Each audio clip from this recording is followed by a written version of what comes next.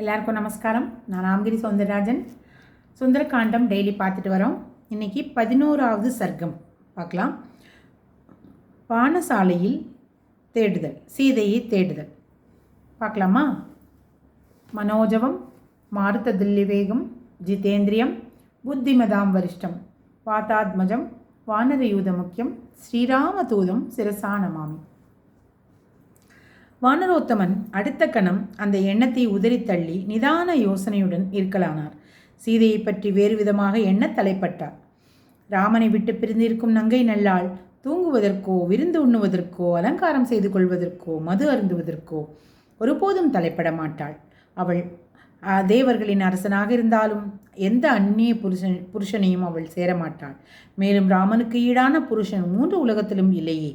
ஆகையால் இந்த பெண் வேறு யாராகவோ இருக்க வேண்டும் என்று தீர்மானித்த வானரன் மதுக்கூடத்தில் சஞ்சரித்தார். சிலர் மதுபானத்தால் போதை மேலிட்டிருந்தார்கள். முரசுகள், மத்தளங்கள், ஆசனங்கள் ஆகியவற்றின் பக்கத்தில் இருந்தபடியே பல பெண்கள் தூங்கி போயிருந்தார்கள். இன்னும் சிலர் கம்பள விரிப்புகளில் படுத்து தூங்கிக் கொண்டிருந்தார்கள். ராவணனை சுற்றி ஆபரணங்கள் நன்கு அணிந்திருந்த ஆயிரக்கணக்கான மங்கையர்கள் இருந்தார்கள். அவர்கள் நன்றாக அழகாக இருந்ததோடு பேச்சிலும் வல்லவர்களாக இருந்தார்கள். அவர்கள் சங்கீத சாஸ்திரத்தின் நுணுக்கங்களை பொருத்தமான விதத்தில் விவாதம் செய்ய வல்லவர்கள். இப்படிப்பட்ட குண விசேஷங்கள் பெற்றிருந்த நங்கைகளுடன் கூடியிருந்து அகமும் புறமும் கழிக்கும் கேளிக்கைகளில் ஈடுபட்டு தூங்கியிருந்த ராவணனை ஹனுமான் பார்த்தார். வேறொரு இடத்தில் இப்படிப்பட்ட குணநலன்களை பெற்றிருந்த சிறந்த மங்கையர் இருந்தனர். அரக்கர் வேந்தன் ராவணன் பசுமாட்டு மந்தையில் உயர்ந்த பசுக்களின் இடையில் ஒரு காளையைப் போல விளங்கினான். பெரிய பெரிய தங்க வட்டில்களில் மயில் கறி, கோழிக்கறி முதலானவைகள் அரைகுறையாக சாப்பிடப்பட்டு மிச்சங்கள் எரியப்பட்டிருந்தது. பன்றி, கழுகு, முள்ளமன்றி, மான், மயில் முதலியவற்றின் மாமிசங்கள் மோர், உப்பு கலந்து நன்றாக பக்குவப்படுத்தப்பட்டு வைக்கப்பட்டிருந்ததையும் ஹனுமான் பார்த்தார். உணவு வகைகள் விதவிதமாக இருந்தன. சில நாக்கால் நக்கி சாப்பிடக்கூடியவை, சில பாயசம், ரசம் போன்று அருந்தக்கூடியவை, சிலது அப்படியே மென்று சாப்பிடக்கூடியவை.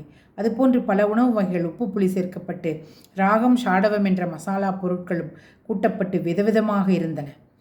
பெண்களின் விலை உயர்ந்த ஆபரணங்கள், முத்து ஹாரங்கள், தண்டைகள், வளையல்கள் முதலியவை தரையில் அலங்கோலமாக சிதறி கிடந்தன. கை தேர்ந்த சமையல்காரர்கள் விதவிதமான உணவு வகைகளை தயாரித்திருந்தார்கள். மாமிசங்கள் நன்றாக சமைக்கப்பட்டு வைக்கப்பட்டிருந்தன. அவைகள் யாவும் மதுபான கூடத்தில் தனித்தனியாக வைக்கப்பட்டிருந்தன. இன்னும் சில இடங்களில் மாலைகளும் காய்களும் கிழங்குகளும் பழங்களும் சிதறி கிடந்தன. குளிர்ச்சி பொருந்திய சந்தனம், மதுவின் ரசத்தை கொண்ட கள், பல வகையான மாலைகள், விதவிதமான பரிமள தூபங்கள் என்று பல வகையான மணங்களை ஹனுமான் நுகர்ந்து சென்றார். மதுரசங்கள், சந்தனம், அகில், மணப்புகை ஆகியவற்றின் இனிய மனம் புஷ்பக விமானத்தில் மூச்சு திணறும்படி பரவியிருந்தது. இவ்விதமாக மகா தேஜஸ்வியான வானரன் ராவணனின் அந்தப்புறத்தை ஒரு இடமும் விடாமல் சுற்றி பார்த்து விட்டார். ஆனால் ஜானகியை மாத்திரம் பார்க்க முடியவில்லை. மகாவானரன் அந்த மங்கையர்கள் அனைவரையும் பார்த்த பிறகு அவருக்கு தான் நல்லொழுக்கத்தை மீறிவிட்டோமோ என்று ஒரு பெரிய பயம் ஏற்பட்டு விட்டது. மனக்கட்டுப்பாடு படைத்த ஹனுமனுக்கு அடுத்த கணம் சிந்தனை வேறு விதமாக இருந்தது. நிச்சயம் செய்திருந்த காரியத்தில் தீர்மானம் வைத்த ஒருவனுக்கு அவனுடைய செயல் அந்த எண்ணத்திலேயே தான் குறியாக இருக்கும். ராவணனுடைய மனைவிமார்களை நான் பார்த்தேன் என்பது வாஸ்தவம்தான். ஆனால் எந்த மனசஞ்சலமும் இன்றிதான் அது நேர்ந்தது. அதனால் எனது மனது எந்த விகாரத்தையும் அடையவில்லை. அந்த மனம் என்னை பொறுத்தவரையில் நல்லதாகவே அமைந்தது. வைதேகியை நான் எங்குதான் தேட முடியும்? பெண்கள் மத்தியில் தானே பெண்கள் கலந்திருப்பார்கள். அவர்கள் மத்தியில் தானே எப்படியும் தேடியாக வேண்டும். எந்த உயிரினமும் அந்தந்த உயிரினத்துடன் தான் சேர்ந்திருக்கும்.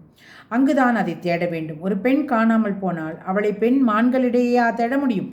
ஆகையால் இந்த அந்தப்புறம் முழுவதும் வெகு தூய்மையான மனத்துடன் தான் என்னால் தேடப்பட்டது. ஆனாலும் ஜானகி தென்படவில்லையே. வீரன் ஹனுமன் தேவர்கள், கந்தர்வர்கள் இனத்தைச் சேர்ந்த பெண்களை பார்த்தார். நாக கன்னிகைகளையும் பார்த்தார்.